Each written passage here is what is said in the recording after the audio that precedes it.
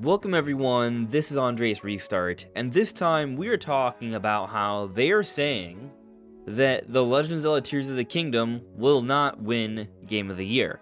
Now, who is they? They may be some of you watching. It's the masses. A lot of people think that this game, Tears of the Kingdom, doesn't deserve to win Game of the Year.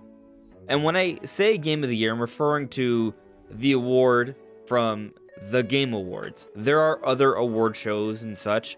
For example, the Golden Joystick Awards. Recently, they announced their Game of the Year, and it was Baldur's Gate 3, not Tears of the Kingdom. Tears of the Kingdom, however, did win Nintendo Game of the Year, so it got something. But there are a lot of people who think that Tears of the Kingdom doesn't even necessarily deserve Game of the Year for Nintendo. There are other games people are arguing deserve it more so. So I would like to have a little bit of a brief discussion on Tears of the Kingdom and whether I think it's deserving of Game of the Year honors. And today's edit is just going to be a bit of gameplay of me exploring the depths in Tears of the Kingdom. I had to deal with the DMV this morning. Now before we're going forward, let me point out that we are aiming to reach 50,000 subscribers, so if you do enjoy my content, please subscribe and hit the notification bell, and enjoy the ride as we talk about Nintendo every day. So before we talk about Tears of the Kingdom winning Game of the Year at the Game Awards, let's just talk about Tears of the Kingdom being the best Nintendo Game of the Year, because that is something that's currently debated. A few months ago, I put out a video talking about how maybe some people might think Pikmin 4 is a better game than Tears of the Kingdom, and the reason I made that video is because I saw this talking point. It seemed to be somewhat prevalent. So I put out that video, and I saw the comments, some people suggesting it was nonsense to even suggest the possibility of that, and others were agreeing full-heartedly that yes, Pikmin 4 is such a better game than Tears of the Kingdom. But the ultimate idea I wanted to get at with that video was just that I understood why some people might think that Pikmin 4 is a better game. It can be a better game depending on the person. After all, we're talking about a very subjective thing here, what is the best, and we're talking about games, both a form of art and entertainment. Everyone's going to receive a game differently. But I think the dominating idea when talking about Pikmin 4 versus Tears of the Kingdom is that Tears of the Kingdom is a sequel to Breath of the Wild. And perhaps the biggest issue this game has really wrestled with for a lot of Zelda fans is just feeling too similar to Breath of the Wild and not having enough new to explore to really appeal to that curiosity, to that sense of adventure that we initially got with Breath of the Wild because it was the first of its format. Had Tears of the Kingdom taken place in an entirely different world, maybe this conversation wouldn't be as rampant. But because it takes place in that same world, because it's the same format, this seems to have impacted a lot of people's overall feelings on Tears of the Kingdom, and not everyone, especially if you hadn't played Breath of the Wild yet, or maybe you only started playing Breath of the Wild recently in lead up to Tears of the Kingdom. But had you been playing Breath of the Wild for these last 4, 5, 6 years, then you might feel a little bit differently because you're so well acquainted with the world of Breath of the Wild that it just felt very similar while playing Tears of the Kingdom. And I think part of the problem with this is that most major Zelda games, they usually do something to change the scenery significantly. Be it a time jump, an art style jump, usually a combination of those things, and each game really standing on its own. But Breath of the Wild and Tears of the Kingdom kind of blur together. And I want to make something clear here. I'm not trying to argue that Tears of the Kingdom is a bad game because it has these similarities to Breath of the Wild. I'm simply stating that for a lot of people, I think it has impacted their overall perception of the game. So when we take a look at something like Pikmin 4, which is a follow-up to Pikmin 3, which came out a long time ago, 2013, so it's been about 10 years, and it takes place in an entirely new set of areas with vastly improved visuals and a whole bunch of new mechanics, it feels like a very fresh experience, and it's such a polished, quality Nintendo game. I think it's the best Pikmin game to date. And recently we learned from Nintendo's financials that it sold over 2.5 million. I think it's already become the best-selling Pikmin game of all time, and there's still plenty of room for growth here because it's only been out for a few months, and we're going into the holidays now. It may get another boost. I could see it getting past 3 million. So there's a sizable amount of people who have really enjoyed this game, myself included. Now, that doesn't mean I personally think that it's better than Tears of the Kingdom, but I can understand why some people might feel that way. So maybe some people might argue, well, you know what, Pikmin 4 is my personal best Nintendo game of the year. And I could understand that. I wouldn't think, oh, you're crazy for thinking that. But then there's an even more recent Nintendo game that's even more popular than Pikmin 4 that a lot of people are taking a liking to, and have also talked about it being game of the year. And that's Super Mario Bros. Wonder, which also has sold impressively. In its first 2 weeks, it has sold over 4.3 million copies. It's a really impressive number. Mario Wonder has reviewed very well, as did Pikmin 4, but Mario Wonder has reviewed incredibly well, more so than when people were expecting. It's one of the highest reviewed games of the year, and I'm currently enjoying my playthrough of the game. I'm approaching 100%. I think they handled the online brilliantly. I think they have a very nice balance. It's very easy to pick up and play, but there's still a lot there if you want to dig deeper. It appeals to a large audience, and it's very fun, and it feels inspired. It's the best 2D Mario in years, if not ever. So I can also see why some people might feel like this is something that feels fresh and new and exciting and is fun. It absolutely is. So maybe some people might prefer Mario Wonder over Tears of the Kingdom. But the key point I want to make here is that some people will prefer Mario Bros. Wonder. Some people will prefer Pikmin 4. Some people prefer something that hasn't even been discussed in this video. But overall, the masses, the majority, will prefer Tears of the Kingdom. Or at least I believe that to be the case. Why do I believe that to be the case? Because the hype for Tears of the Kingdom going into it was a lot bigger than these games were. We've been anticipating this game for years. Tears of the Kingdom was a much bigger trending game than Pikmin 4 and Mario Wonder and any other Nintendo game that's come out this year. It did just win Best Nintendo Game of the Year at the Golden Joystick Awards, but also the game, from a sales perspective, has sold far more impressively than Mario Wonder or Pikmin 4. While yes, Mario Wonder has been breaking records selling over 4.3 million units in just 2 weeks, Tears of the Kingdom sold over 10 million in just a weekend. There's a big difference there, and it's also a big reason why Nintendo had such a great quarter when Tears of the Kingdom and its OLED Special Edition came out during that period. And as of September 30th, Tears of the Kingdom has sold 19.5 million copies. This is very clearly going to be a 20+ million seller, and it has a chance to grow for years to come, and maybe it could come close to the sales for Breath of the Wild.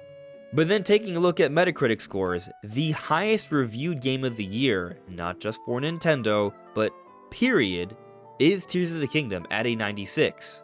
Mario Wonder is up there. It's the 12th highest reviewed game of the year. But interestingly, it's not even the second most highly rated Nintendo game of the year. There are two others that are high up on Metacritic that aren't really being talked about at all.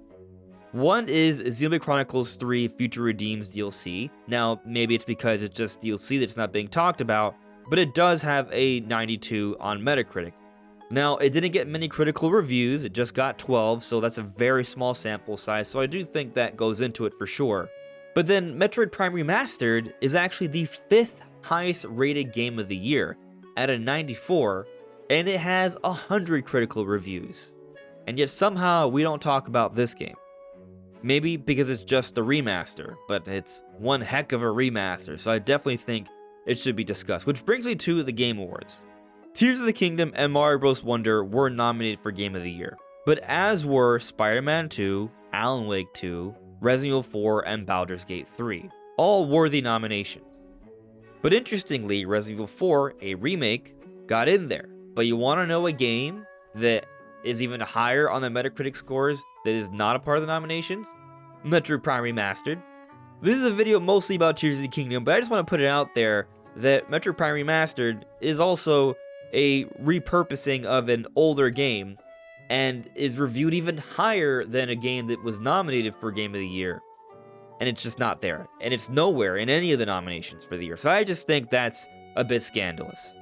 Never mind that also Future Redeemed isn't being honored in any way, shape, or form either.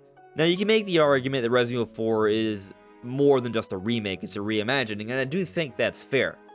But when you take a look at the nominations for the Game Awards, the different awards that they offer, like for example, they do AR, VR games, and a lot of those are just repurposing of games that came out just a couple years ago.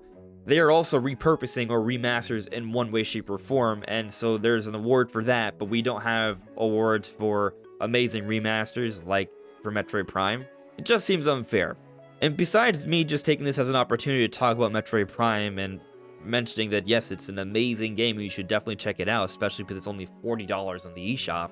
But also, I'm using this to highlight that I don't think the Game Awards is the end-all be-all. I think there's a lot of things about how they offer awards and how things are done from a seemingly political perspective that I think definitely takes away from the overall impact of these awards, but we still talk about them. It's still something that comes up every year. It's the biggest award show of the year.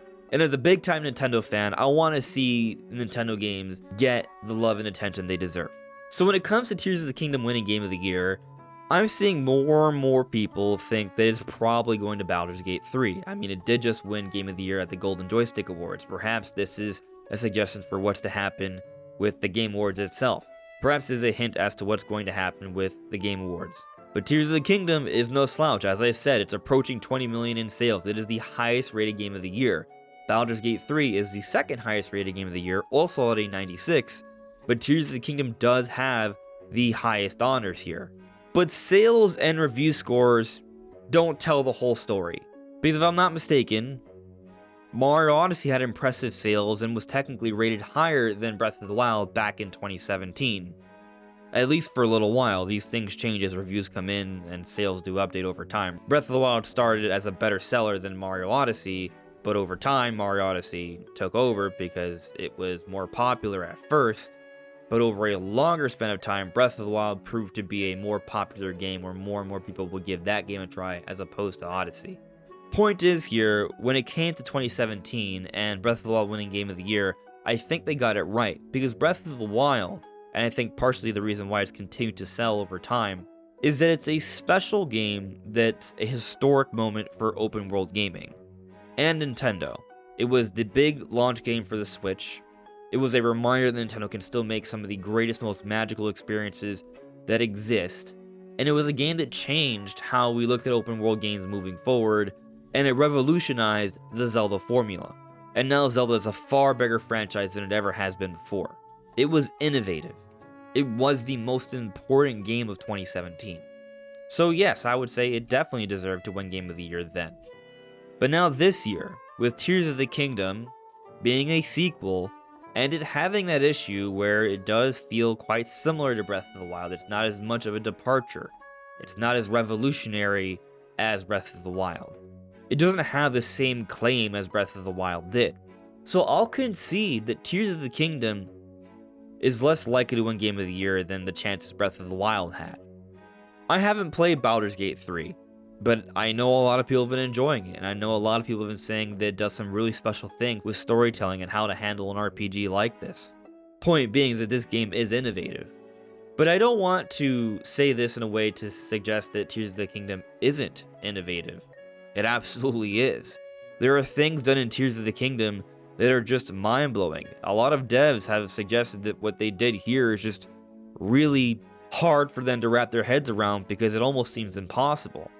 With being able to dive down from the very top of the skies all the way down through the surface in the caves down to the depths seamlessly on the Switch, while also being able to ascend, shooting yourself through platforms, and then being able to construct items on the fly with Fuse and Ultra Hand, and how this all impacts the physics systems and the weather systems, and then being able to go into the enemy encampment and the AI and everything that can follow you around, and this all combining together at the same time.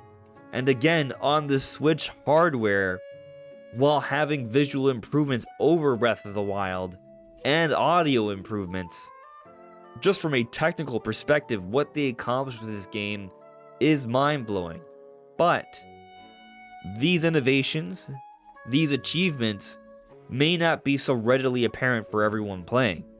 While it may be a technical marvel that you can do all these things in the sky and the depths while putting things together with Ultra Hand on the Switch, that doesn't mean people want to do that. Not everyone loves crafting things. Not everyone loves diving down from the islands to the depths, although you should, because that's amazing. But the ultimate point I'm getting at here is that I understand why Tears of the Kingdom may not win Game of the Year. But that doesn't mean it isn't my personal Game of the Year, because it is, and it's not really close. It is the best Game of the Year for me. How that game started, the moments I had throughout my experience, how the game ended, what it did with its characters. I'm not saying specifically what happened because of spoilers, but if you enjoyed the end, you know what I mean. It's just an incredible experience. I would argue that Tears of the Kingdom has one of the best introductions in games, one of the best ends in games, and one of the most incredible gameplay loops ever made.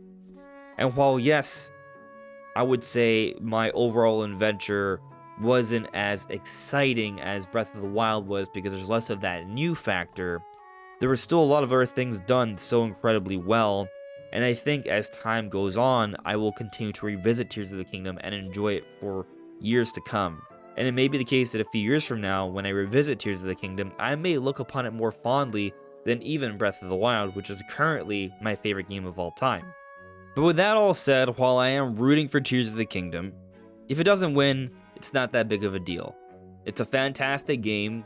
We're going to be able to appreciate it for what it is. And while maybe not everyone is appreciating it for as much as it can be now, because, well, in general, we're very critical with Zelda, and I think over time we tend to grow more fond of them. It's kind of like the Zelda cycle. Wind Waker was hated when it came out, Twilight Princess was hated when it came out, and so on. To bring things to a close here, though, I'm okay with Tears of the Kingdom not winning Game of the Year. It's my personal Game of the Year, and no matter what happens, I'm always going to be able to go back to this game, enjoy it for what it is, think upon it fondly, and it's going to go down in history as a very, very special experience, as I'm sure will be the case for other games nominated for Game of the Year as well. But what do you think? Let me know in the comments below. This is Andres Restart. Thank you so much for listening and watching, and I'll see you all really soon. Take care. Bye.